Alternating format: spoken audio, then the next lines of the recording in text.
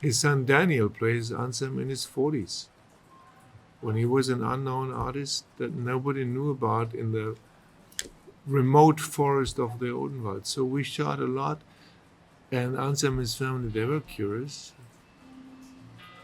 They didn't know what this was all going to be. Anselm gave me carte blanche. There's no way to describe it. It just escapes translation. It's just that there's a man who is not afraid to paint anything. He can paint the universe, and he can paint mathematic formula, and he can paint history, and he can paint myths, biology, alchemy. He's not afraid of any of human knowledge to go into painting or sculpture.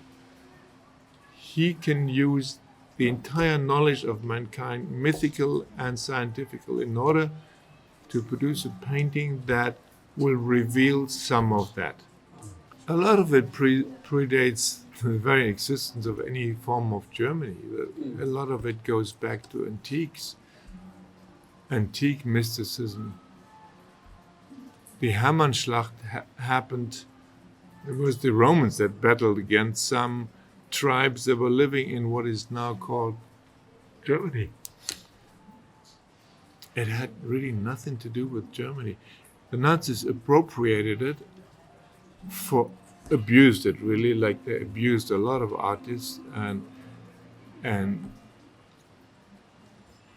Anselm had the audacity to reclaim it and said the fact that they used it doesn't mean it's unclean. It means we have to liberate that art from that embrace, and we have to liberate history.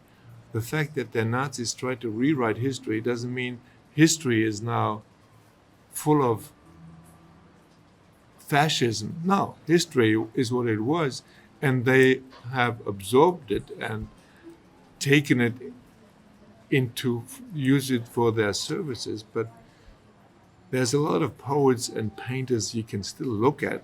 It's not their fault that after their lives they've been abused. Let's free them again.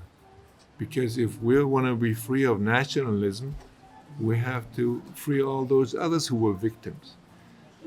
And I think that message is all the more accurate today as we see a mind-blowing amount of nationalism coming back all over the world, by the way, and doing the same damage than it did catastrophically in Germany in the 30s and 40s. Actually, at the time, it was, of course, gloriously misunderstood. In the 60s and 70s, when he did these actions, people were not just used to artists doing actions. There was no idea of installations or public performances. Joseph Beuys was one of the first. And that an artist puts himself into his uncle's Nazi clothes and makes this Nazi salute, the first idea of people was, well, this must be a Nazi. But only in hindsight, and finally more and more understood, it was a way to tell people, you did this yourself 20 years ago or 25 years ago, and you didn't think about it. Mm-hmm. And now there's somebody dressing and showing you something that you all thought was so cool. And your mothers and fathers thought it was so cool. How can you forget this already? So Anselm was a soldier of fighting against forgetfulness. And not many people, in Germany at least, not many people were even ready. They had so much forgotten themselves that they actually hated the messenger against forgetfulness.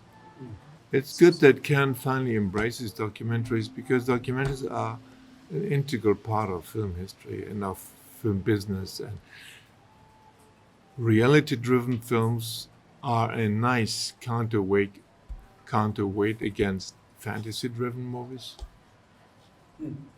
Not that there's nothing in between. I mean, a lot of the fictional films today address issues of today, but I think the documentary is one of the most important elements of film making from the beginning.